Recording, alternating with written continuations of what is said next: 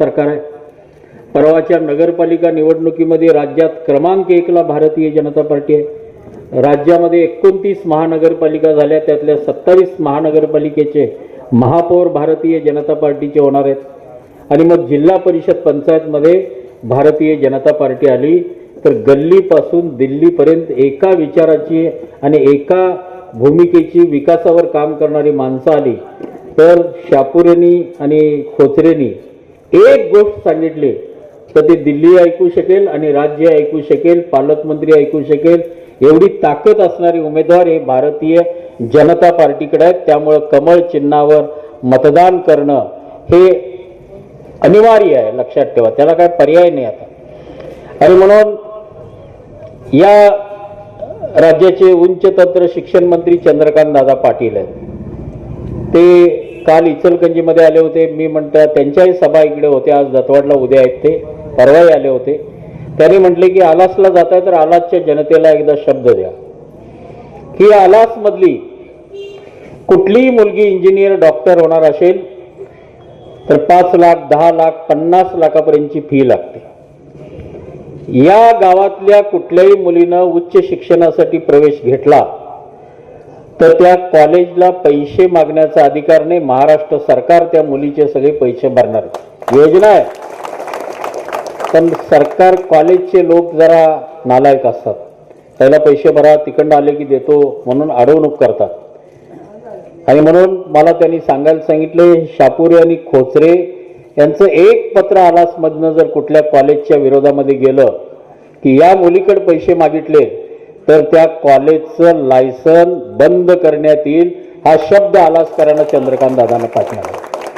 म्हणजे तुमच्या गावातल्या मुलींचा शिक्षणाचा मार्ग भारतीय जनता पार्टीने खुला केलाय. त्यासाठी जी लागेल ती मदत आपले दोन्ही उमेदवार या ठिकाणी करतील.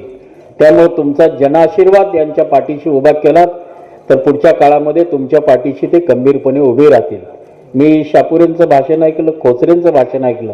मध्यरात्री मला कॉल करा, मला फोन करा, मला उठवा, चुकलो तर कानगड्डा धरा. म्हणजे उमेदवार कसे आहेत, 1 कॉल प्रॉब्लेम सॉल्व. एक फोन करायचा आणि प्रॉब्लेम सॉल्व होईल. महाराष्ट्राच्या मुख्यमंत्र्यांनी या भागामध्ये कॅन्सरचे पेशंट आहेत, वेगवेगळ्या प्रकारच्या आजाराचे पेशंट असतात, लाखो रुपये दवाखान्यावर खर्च होतात. आणि या दवाखान्यावर ज्यावेळेला असा प्रसंग येतो त्यावेळेला आपल्याकडे पैसा नसतो.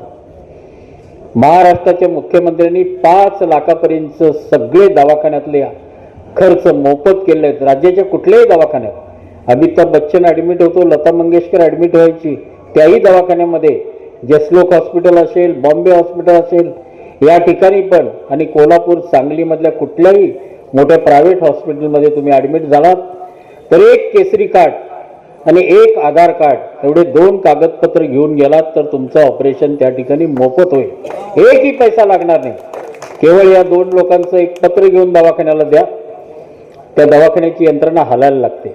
मी आमदार होतो, एक यंत्रमाग आमच्या इथं जास्त आहेत, कामगारांची संख्या मोठी आहे.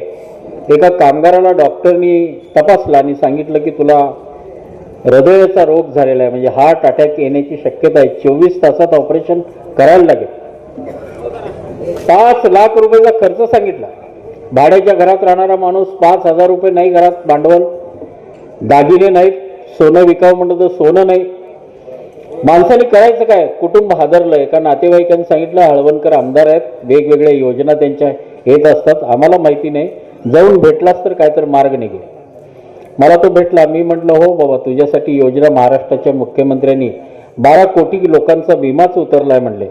माझं एक पत्र घेऊन तू ॲस्टल आधार नावाचं हॉस्पिटल आहे कोल्हापूरला, प्रायव्हेट हॉस्पिटल आहे, मोठं हॉस्पिटल आहे, ते पत्र घेऊन तू जा तिथे.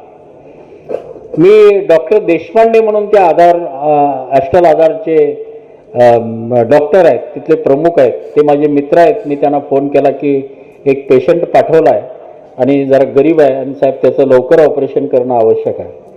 मी फोन केला नसतं तर 3 दिवसांनी झालं असतं, तर मी फोन केल्यानंतर त्याच दिवशी त्याचं ऑपरेशन झालं. ऑपरेशन झाल्यानंतर डॉक्टर रोज भेटायला यायचं. त्याचं ते टीव्हीवर असते की बीपी बरोबर चाललाय, हृदयाची रेषा बरोबर चालली आहे, कसं वाटतंय म्हणायचे. ते म्हटले मला काय डॉक्टर बरं वाटत नाही. अरे म्हटलं तुझं ऑपरेशन झालंय, सगळे मशीन पॅरामीटर बरोबर दाखवत आहेत, मग तुला काय राहिलंय.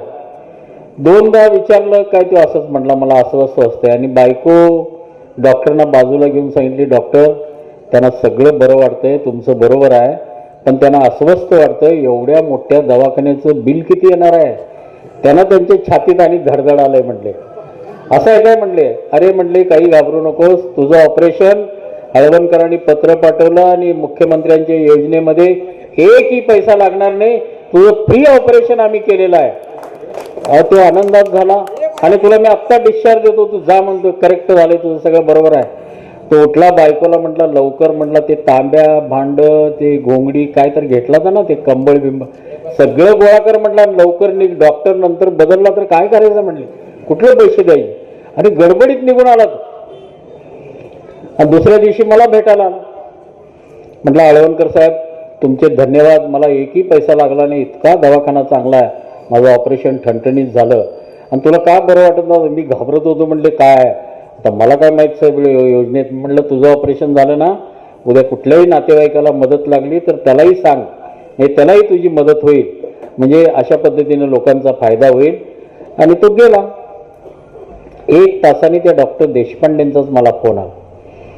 हळवणकर साहेब नमस्कार म्हटलं, तुम्ही एक पेशंट पाठवलं. हो डॉक्टर आत्ताच येऊन गेला म्हटलं 1 तासापूर्वी. काय चांगलं ऑपरेशन झालंय, दवाखान्याचं कौतुक करत होता, तुमच्या सगळ्यांचं कौतुक करत होता आणि खूप चांगली मदत झाली. धन्यवाद डॉक्टर, धन्यवाद सोडा म्हणले. तो पेशंट आमच्या दवाखान्यात त्याच्या अंगावर घालला ड्रेस तो घेऊन गेला म्हटला, तो तेवढा पाठवून द्या म्हटला. आता दवाखान्यात गेल्यावर आपले कपडे काढा म्हणतात आणि त्यांचे घालायला देतात ना. हा कामगार होता, त्याचे मळलेले कपडे होते आणि तो घातला कपडे. मग मी त्याला फोन केला, अरे म्हटलं तू कपडे घेऊन आलायस का दवाखान्याची. हो म्हटलं साहेब काय झालं, माझी कपडे जरा मळलेली होती, मला जरा भट्टी टाकलेला ड्रेस चांगला दिला, एकदम बरा वाटला, आता ऑपरेशन फ्री आहे म्हणजे ड्रेस पण फ्री आहे म्हणून घेऊन आलो साहेब म्हणजे. आता यातला विनोदाचा भाग सोडला तर एकही पैसा लागणार नाही, हे मला तुम्हाला या निमित्ताने सांगायचं आहे. मध्यान रात्री कुठलाही प्रसंग आला तर या दोन्ही उमेदवार आपल्या पाठीशी खंबीरपणाने उभे राहतील आणि एकही पैसा आरोग्यावर खर्च करू देणार नाहीत. त्या आरोग्याची सेवा तुमची उत्तम करतील, मुलींच्या शिक्षणाची सोय करतील, कन्यागतच्या माध्यमातून या परिसराचा सगळा विकास करतील. विकासामध्ये कुठेही माणसं कमी पडणार नाहीत आणि कमी पडला तर कान गड्डा धरण्या इतकी तरुण पोरं आहे ती. जरा मोठा माणूस असला की बोलायची पंचायत येते, पुढारी असला तर बोलायची अवघड आहे. ते तर कारखानदार बिरखानदारांचे चेअरमनांचे आणि ते बगल बच्चे असले तर त्यांना तर विचारणार कोण, त्यांच्या दारात जायची पंचायत येईल आपल्याला. पण या माणसांना या भोजे आणि या माणसांना तुम्ही जर मदत केली तर नक्कीच भारतीय जनता पार्टी ही तुमच्या पाठीशी खंबीरपणाने उभे राहील. मी तुम्हाला एकच विनंती करेन की प्रशांतला आणि गुरुदासला तुम्ही मतदान दान म्हणून करू नका, हे मत तुम्ही कर्ज म्हणून द्या. आपण मत दान करतो ना, दान करू नका, कर्ज म्हणून द्या.